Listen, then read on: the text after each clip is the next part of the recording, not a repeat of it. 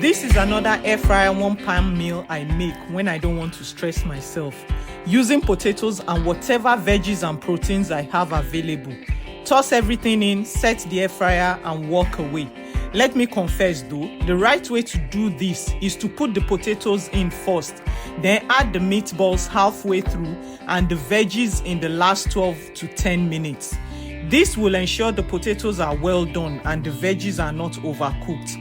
But some days like today, I just added in everything all at once and apologize to everyone. We will chop it like that. For this, use your bake or cake function. I just used roast function here to test out something. Set the temperature to 190 degrees Celsius and time to 40 minutes. You can increase the time or reduce it as needed, depending on what texture you want your potatoes and veggies. Afterwards, enjoy it plain or slather on ketchup. The choice is yours. I'll see you again tomorrow.